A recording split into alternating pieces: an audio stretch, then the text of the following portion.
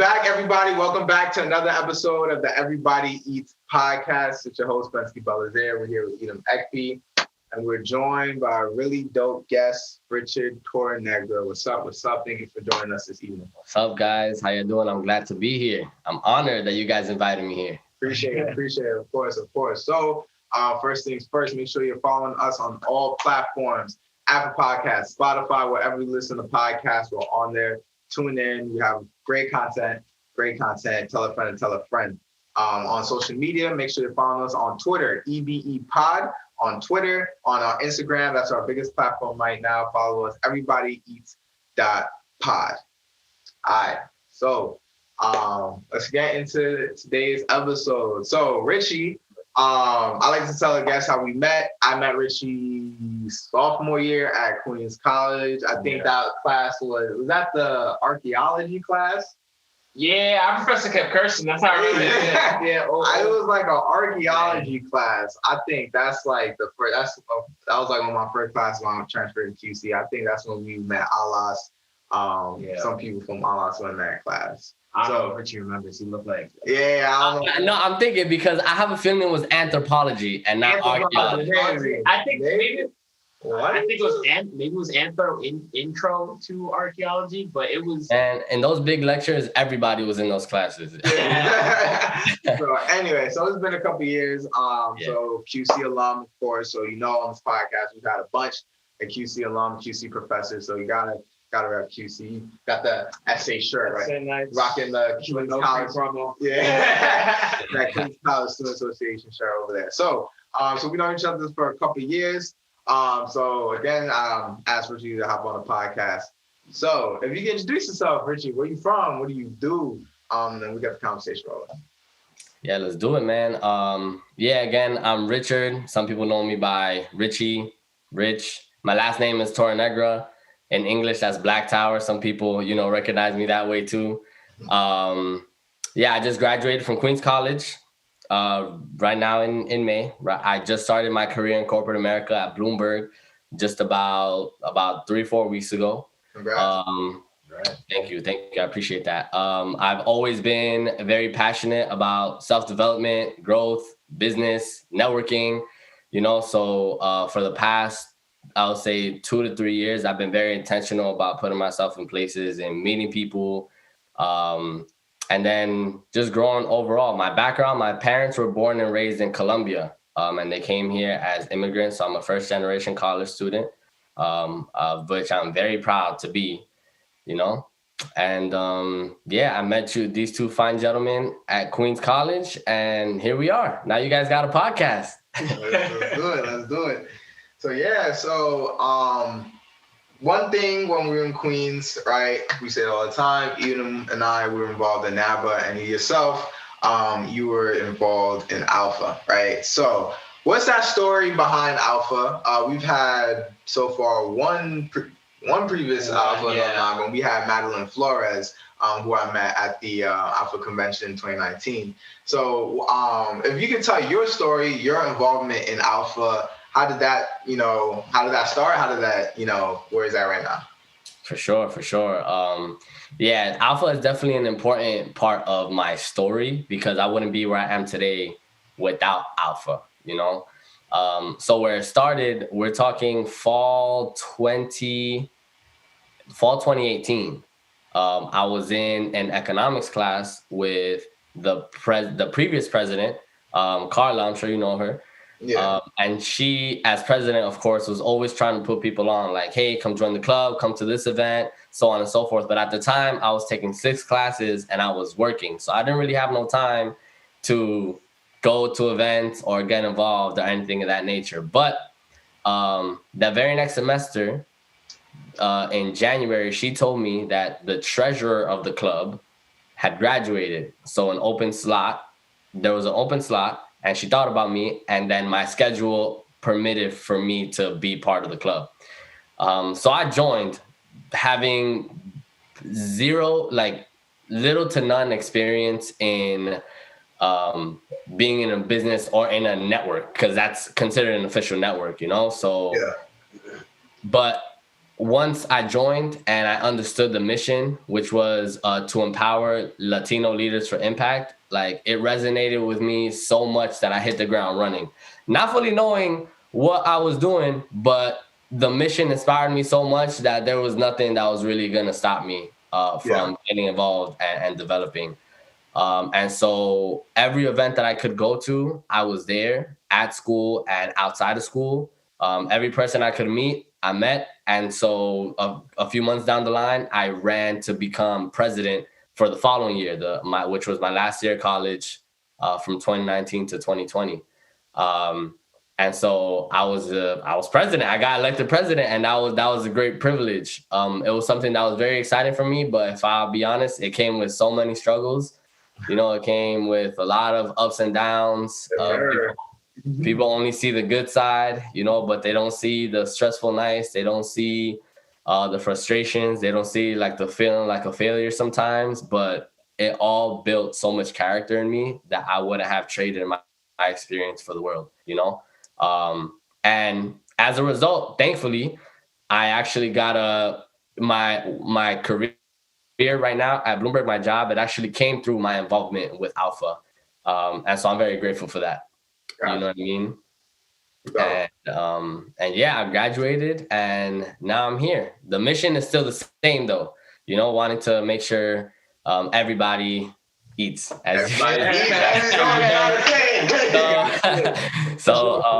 Yeah, whether it's Alpha or through another organization like that, that's always the mission, because that's what inspires me to move forward for sure. Sure. So you said a couple points. I want to jump on and obviously hop in whenever you want to. You said networking, right? That caught my ear. So I know you, right? I know you to be a really good networker, right? Especially when we went over to the conference in Nashville. I was like, dang, like I saw the way that you talk to people is very like open. I'm like, dang, like he's a really good networker. So if you could speak about how has, like, I guess, is networking something that's always been easy for you? Is that something that you maybe like comes natural, or is that something that you attribute to, Alpha? So that's like kind of like the first question. And then two, how has networking helped you personally? Because I know we spoke about it a little bit briefly, right? Before filming. So if you could speak about like, how have you developed your networking skills, and then how has networking helped you? Yeah. So with your first question was I always good at networking? I feel like networking is always scary. I feel like networking always has a degree of fearfulness, because, it's like you might be meeting somebody who has an important position, and you're like, damn, I want to say the right thing. I don't want to waste their time. Like, what can I say to make them interested in me? How can I not seem like I'm just trying to get something out of them? But at the same time, how can I get something out of them? Not so much get something out of them, but what would make them interested and even want to be connecting with me if I can't provide some type of benefit? What I mean? Yeah, for sure. So there's that part, because no matter how good of a networker you are, like at some point there's gonna be those butterflies. You're gonna have a little cotton mouth, like, what's that first thing I'm gonna say? Because you want to be genuine. Like, you don't want to sound like you don't want to be like a robot. Like you said, you don't want to sound like, oh, it's a this for that. While like, underwriting, like maybe that really is what the basis is. Like when you go to a career fair, we know we're here for internship. You know what I'm saying? Like we know that the student is here asking for something, but you still want the connection to be genuine. Of course. And so on that point, that's something that I would say I attributed to Alpha. So one of the things that had me fearful of like running for president for the club was I, by nature, don't consider myself a very corporate person. I like to be natural. I like to connect with you on a personal level. I like to make jokes. I don't feel like at every point I have to speak with everybody as if they're my CEO. You get what I'm saying? Yeah. 100%. Yeah. Right. So I attribute me learning to be more natural, me being comfortable in networking naturally to Alpha, because I was just in those environments a lot.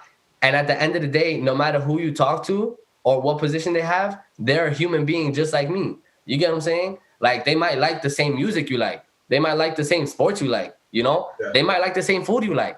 And sometimes that's all you need to create a connection with somebody. You know what I mean? And if there's one thing I learned is that it's good to be a listener so that you can understand how to connect with people, you know? So I would definitely attribute my ability to develop that with alpha and without being fearful of being myself, you know? Yeah. Yeah, that was the first question. Your second question was the importance of it. How has that helped you? How has that helped me? Yeah. Man, it's helped me so much, you know?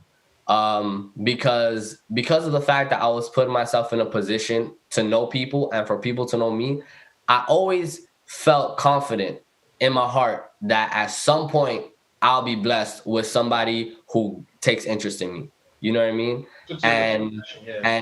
And that's exactly how it happened. So I got my job through networking, but just so many other great moments that I remember throughout my college years and throughout my life has been because somebody I met, you know, and I connected with naturally has taken interest in me. I'll give you a quick example from the convention since we was there together. If you remember, there was like student sessions and professional sessions, right? Yeah. So from prior months, I met somebody who was giving a talk to to the professionals. Like, he was hosting the professional session. Yeah. And theoretically, the students weren't supposed to be at the professional sessions, but since he knew me, he was like, I want you there. So here I was, a student who was looking to connect with a bunch of professionals and wanted internships or jobs or whatever, in a room with a bunch of professionals because I knew somebody, you know? And in that room, before he started talking, he pointed me out. And he was like, everybody in here, everybody who's a recruiter, I want you guys to connect to this student because he's a great guy. Like, he'll be great for your company. I want you guys to like, he'll be an asset to your company. And even though my career now didn't come from that moment, it was still a great moment that made me feel inspired. You know what I mean? I'm like, wow, like, because I met this guy, like, he blessed me and he's someone who's willing to put me on, you know? Yeah. For sure. And you don't know how many seeds that sown, you know what I'm saying? Like, you don't know how many people are going to remember that, you know, going further on and stuff like that. So, no, that's really powerful. And, like, you know, it's something, I explained this story once before, but, like, I attribute, like, my grades weren't really the best, you know, even though when I was, like, president and stuff like that, like, my grades weren't really the best. Like, I would say I got my job through networking. Like, God bless the company I was with. They were the only company that ever checked my resume. You know what I'm saying? Like, I just connected with my boy Freddie Mullins. We had him on a podcast too. So I was at the career fair, and we just connected, right? We were both from New York, you know, so we were just talking, you know, no one was online behind us, so we had all the time in the world, and we were just like vibing, talking about, like, you know, the Knicks and stuff like that. And then he was like, yo, you should apply for the internship. Like, I'm gonna put it in a good word for you and stuff like that. And then, you know, I got blessed with the internship, and then, you know, boom, here I am now. I think the phrase, it's not what you know, it's who you know, really, like, starts to become more evident when you get older and you start trying to go for a career and everything. You realize, you know, I can know more than, you know, I can be more qualified than Bensky for a job, but he could know you, the recruiter, and, you know, chances are, you know, he's the one, or you're the interviewer. He's basically, if you have final say, you know, he's gonna get that job. That's you need, you know. And one thing I also learned is that networking is for later. You know, sometimes the benefit of networking, you're not gonna reap it. You're not gonna reap it in the moment, or maybe next week, you know. So to be a little bit more specific with how I landed my job at Bloomberg, I met the recruiter at an event that we hosted in November, and the opportunity for me to interview with Bloomberg didn't come till April, which is December, January, February, March, April, 5 months later. You know what I mean? So it was 5 months later, man, and like, that's something that I'll never forget, because it makes you value every relationship that you obtain, because you never know when it's going to bless you. It might be a few months from now. You get what I'm saying? Yeah. And that's one of the don'ts of networking. Like, don't think that you're just going to get something right now or tomorrow, because that's fake. you know. But when people who you keep up with are the people who are going to keep you in mind later on. That's a fact. Yeah, during our internship that we got through at DSY, when I was at EY, some guy said, it's a network, like when you network, it's like farming, you know, you got to plant a seed. You can't keep taking from the land and then leaving it. And then after a while, you run out of land, you know, you got to like take and then plant something back or, you know, clean up the soil or, you know, whatever they do. But you can't just, you know, like nurture it and stuff. Yeah, you can't expect anything right now, you know, like you said, crops, you know, crops with the seed won't grow overnight. So that's a real good. That's right, man. I agree with you completely. Got it. So the next point I want to touch, you said, I know Alpha and Nava, they have like real similar, I guess you could say like mottos, right? Us is like lifting as we climb. I don't have offhand the one for Alpha. But I guess I want to ask, like, I guess, why did that resonate with you, or what is it about? Like, what about it resonates with you? And kind of like have a conversation about that, about essentially like, you know, helping out our communities, right? Because through NAVA, you know, myself helping out the Black community is just something that, you know, it's my desire, my passion for it has just grown throughout the years. You know what I'm saying? Right. And I could say that I wasn't so passionate, or I really wasn't at all that much, to be honest, before I was NAVA. Like I could say like, you know, a little bit more like a selfish mentality. Like I wasn't, you know, worried about finance, and I wasn't really thinking about the community. It wasn't until after I got involved in NAVA, I saw the professionals, I saw the community, went to the conferences, got involved, that it became something of interest of mine. I think you just understand at that point, like, which is at the mission of it. Like they both have, you know, different slogans, but the same mission. So once you immerse yourself in that, you know, you kind of just if your first conference doesn't turn you, then I don't know. That's a fact. Yeah, I heard someone say one time that what they experience at the conferences and conventions is what fuels them throughout the year, because that's where you see it all come together, you know? And even though, like you said, NABA and Alpha have different slogans, the mission does stay the same. And it's not rare that even in Alpha, we often reference the NABA motto, which is lift as we climb, you know, because that is such a powerful statement. It's like someone is holding on to me. This is the imagery, right? Someone is holding on to me as they're going up, and I'm holding on to somebody, bringing them up as well, you know? So as I'm going up, somebody else is going up. And the reason that's so important and it resonated with me is because we need a community effort for us to be able to succeed, you know? They say it takes a village to raise a kid, you know, but it also takes a village to make your dreams come true.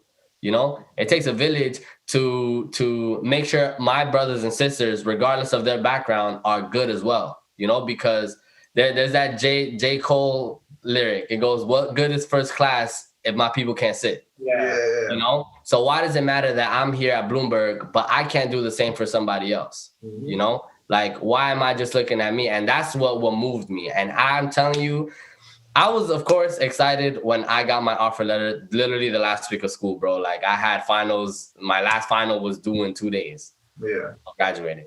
I got my offer letter. It was amazing. But throughout the whole year of presidency and not getting offers, my greatest joy was still seeing how other people were getting internships at big accounting companies, at banks, at real estate firms, you know what I mean?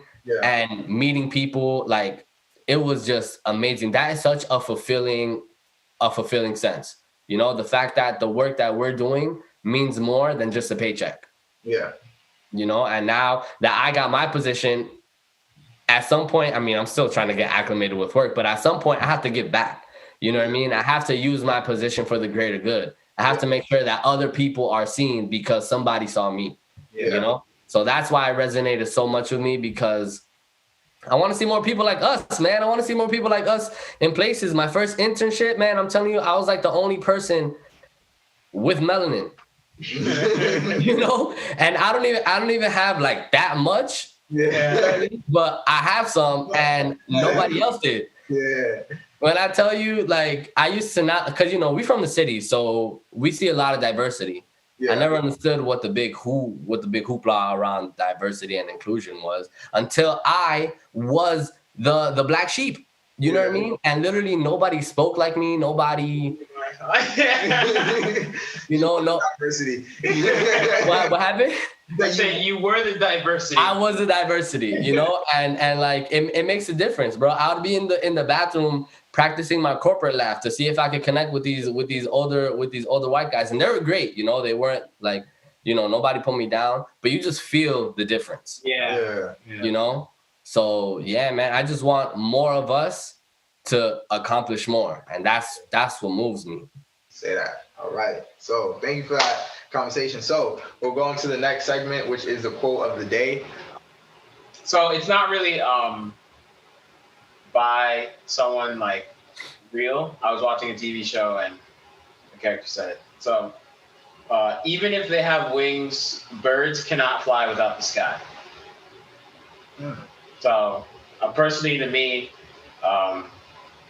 that means if you could have the skill set or the drive or something that, or an affinity for something, and if you don't put yourself in the position to excel at it or actually, achieve that one thing, you're not getting it no matter what you do. So, I mean, in terms of the analogy, if you keep a bird in a box, that thing, it has wings, but it's not going to see the sky, so it's not going to fly. It's not going to do anything.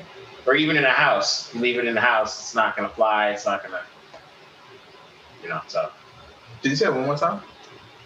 Even if they have wings, birds cannot fly without the sky. So you're not putting yourself in the position to, excel or do what you were actually made to do. Yeah. You're not going to succeed. And, wings could be your dreams. They can be what you're, chasing essentially. Yeah. So you're not putting yourself in that position. Yeah.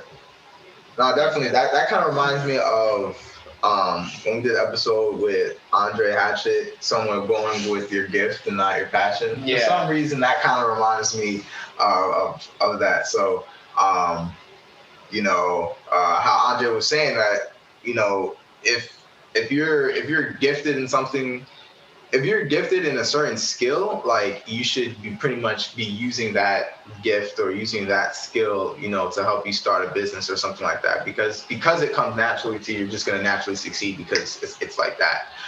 Rather than your passion, which sometimes it could be good, but if you're passionate about something that you're not good at, it's going to be kind of harder to succeed. Right. There's no guarantee that just because you like it, you're good at it. Exactly. So that kind of reminds me when he said, like, birds can't fly without the sky, kind of in the sense of like going with what what you're meant to do, sort of, going with what you're gifted at.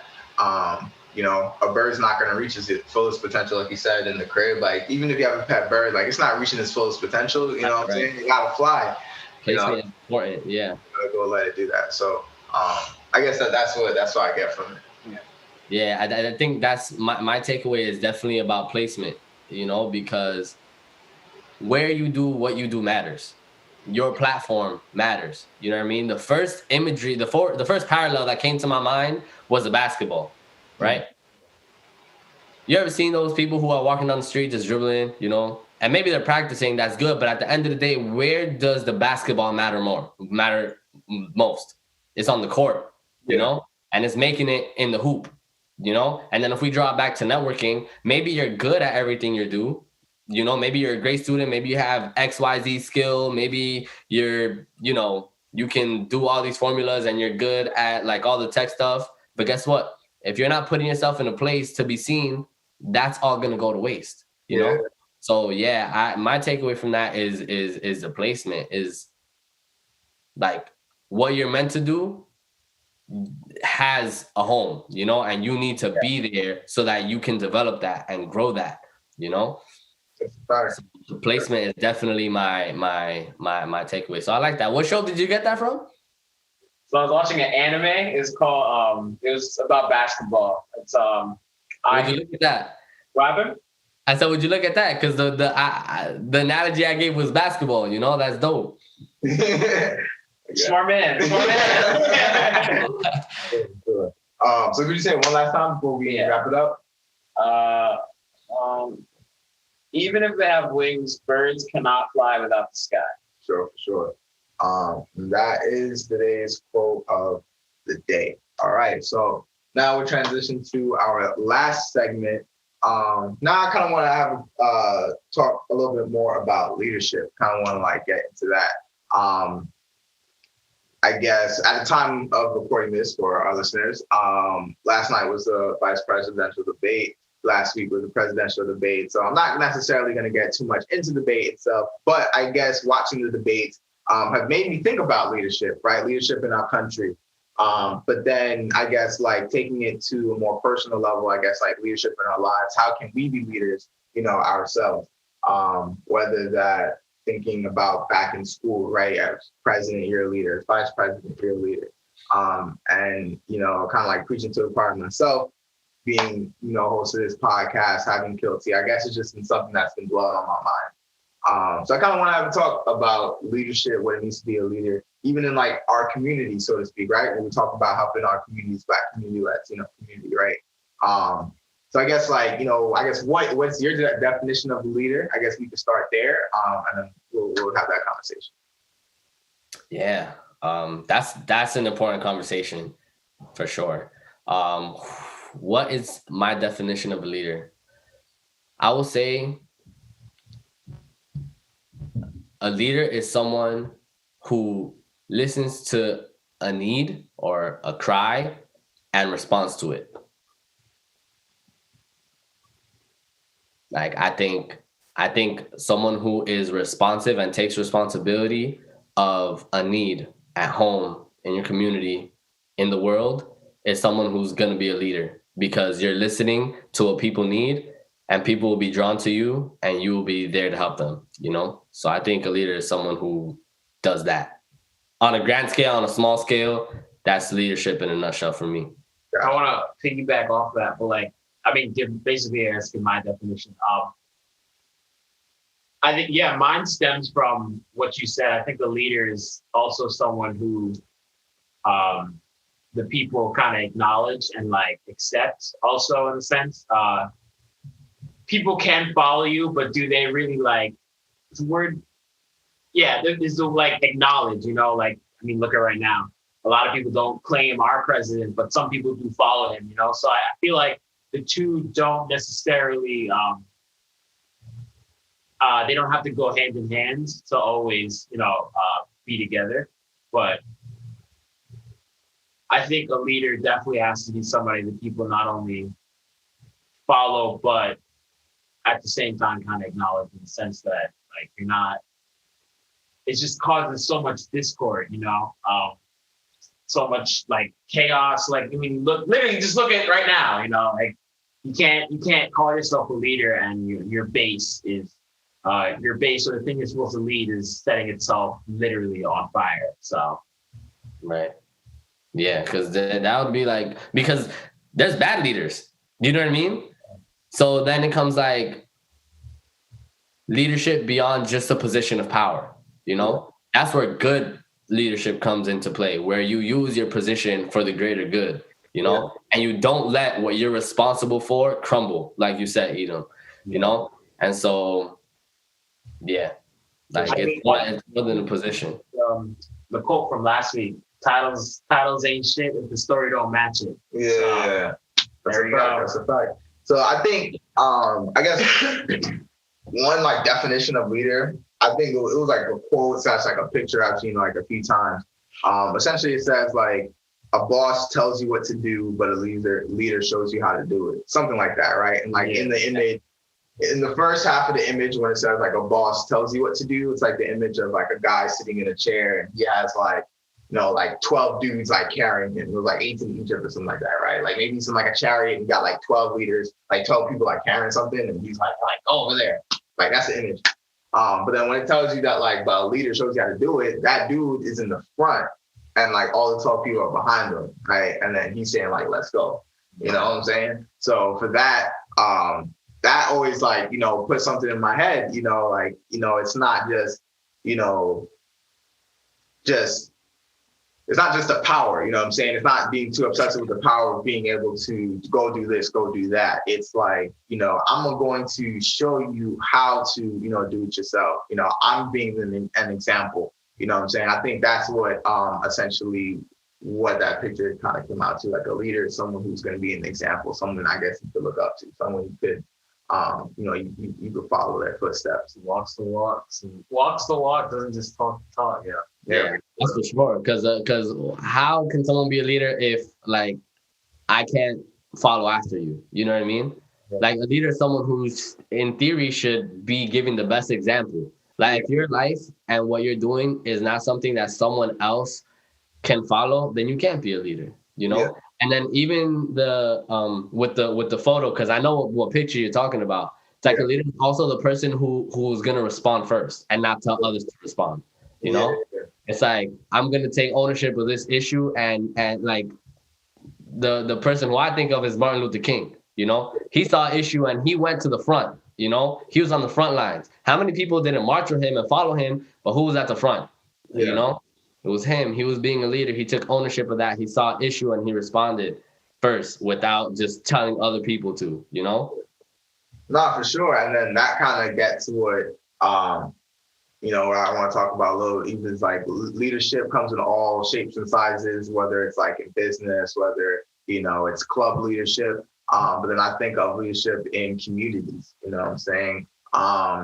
Even now in today's climate, we have this huge racism talk, talking about, you know, everybody's different like community, but, you know, speaking from the Black community, we could always use more leaders, you know what I'm saying, in the community. We could always use more people, you know, where kids can look up to and be like, yo, I want to be like that growing up. You know what I'm saying?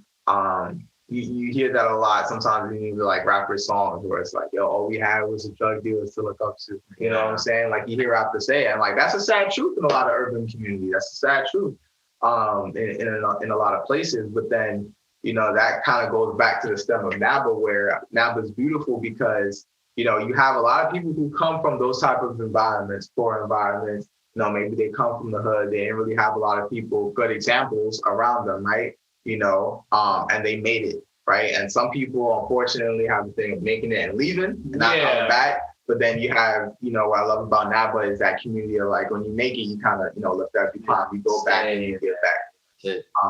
I don't know. So all that to say this, I guess, like, you know, the importance of, you know, having leaders in the community. It could be someone, whether you have a corporate job and you're going back to your school, you know, to help other minorities, you know, or other people who look like you get a position, right? Or if it's, you know, volunteering or something like, you know, on the street and just being a good example to the next generation. Like, it's not just the ball players and the rappers that you have to look up to. You know, you can look up to someone who went to school, was a leader, or, you know, has, you know, a podcast, right, or something like that. Like, you look up to somebody, you know, who's doing something. So that's my little spiel on that.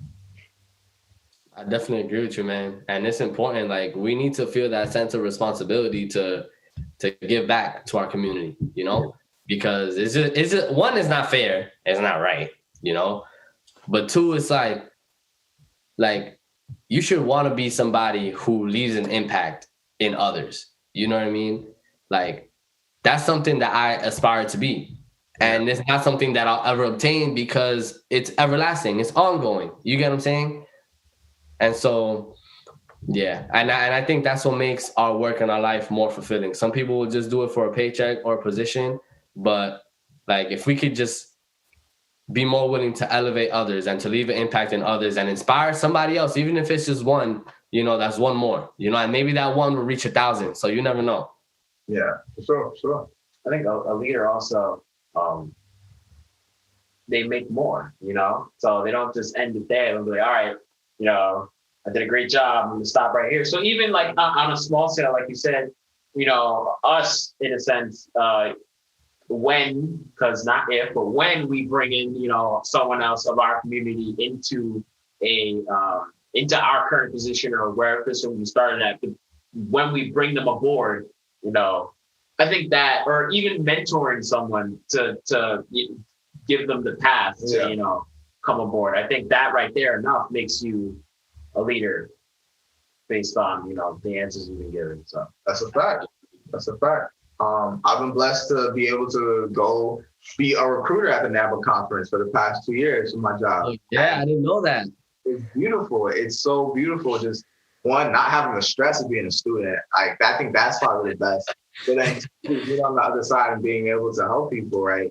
Like we just had NAPA had theirs maybe like 3 weeks ago at this point, and it was virtual. It was weird. Not gonna lie, it was weird because it was virtual. So it was like, every company has like a waiting room, and you just have to wait to like get on a one-on-one with students. So it wasn't, obviously it's not the same thing as being in person, but it was still dope being able to connect with students. But then last year, it was in Baltimore, and it was just real dope being able to like see students. And it was cool because there were some students who like, I guess we were students together, you know what I'm saying? I guess I just graduated first. So there was one dude who was like, yo, I remember you last year. You were a student at the conference and like, now you're a professional. Like, that's crazy. And I was like, yo, I made it. Right. Go get this job. That's amazing, man. It was an amazing feeling, y'all. It was an amazing feeling. And it's just like, again, like that's just something I want to, like I said, I just want to continue that, whether it's, in a professional setting where, corporate, or if it's like through the podcast, you know what I'm saying? Like wherever this goes, to meet people, network and help them out and stuff like that. So it's a good feeling. Yeah. It's a good feeling. Yeah, and I definitely commend you guys. Like what you guys are doing is really amazing. You know what I mean? On so many levels. From the fact that you're doing something, one, you're good at, two, you've been consistent at it, three, your mission is for the greater good of the community. You know what I mean? Sometimes it's not about reaching like 24 countries, but your reach is good enough. You know what I mean? And I know it's going to keep growing. But the fact that you guys are doing this and you took that first step that a lot of people are not willing to make is very admirable. Like you guys. I appreciate that. I appreciate it. So on the last topic, we love culture, right? So Kilty, that's what Kilty stands for. So I know you say that your background is from Colombia. So I'm interested. How has your upbringing or your Colombian culture, how has that impacted you in your professional life, if it has, or how has that impacted you, just in your regular life today, like in your values and what you stand for? So I'm interested in how that played a part. Yeah, for sure. Well, being Colombian, and I'm sure you agree with this, and I know you're Haitian, and Edom also, everyone knows Edom got his strong roots, like that it comes to our blood, you know what I mean? Like it's almost in every step that we take and every word that we use and our way of thinking. But to be a little bit more specific with me being Colombian, us Colombians are known for being very, very happy people, very social people, very outgoing people, and so I carry that with me everywhere I go. And then on a value perspective, the way my parents raised me and my parents raised them, we're very heavy on our values, like respect. We're very always respect somebody. We're very big on humility. We're very big on taking care of your family and taking care after others. We're very big on being leaders by nature, because even if I don't become, I don't know, president of X country, I can be a leader in my home, Yeah.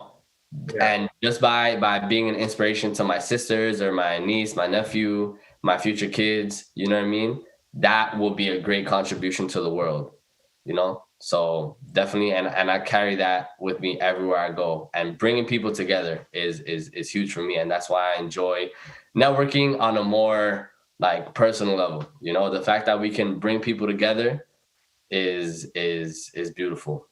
Sure. And this is one question from when we had the Kilty Challenge. What would you say is your favorite part of your culture? My favorite part of my culture? Yeah, favorite part and why?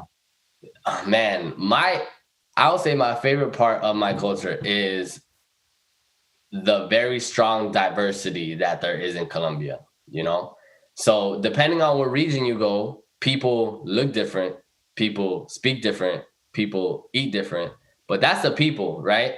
Yeah. Colombia also has a world-renowned biodiversity, So we're I believe we're top 2 in the world for for diversity of flowers. Like we just have so many flowers and birds. I believe we're also like number 1 or number 2 in birds. Just so many different birds, and it's beautiful. You know what I mean? Obviously, part of that is because of the Amazon rainforest, but even just different pockets of Colombia, you have a different sense of what it means to be Colombian, but you still relate to every single one of them. You know what I mean? So I think that's very beautiful about my culture. Sure. I love to hear that. Love to hear that. All right, yo. So I think it's your time. Yeah. So if you could give one song that describes or sums up everything we just talked about, what would it be? I was thinking about it. I'm not gonna lie. I had a hard time because like, how do you come up with a song about networking? You know what I mean? But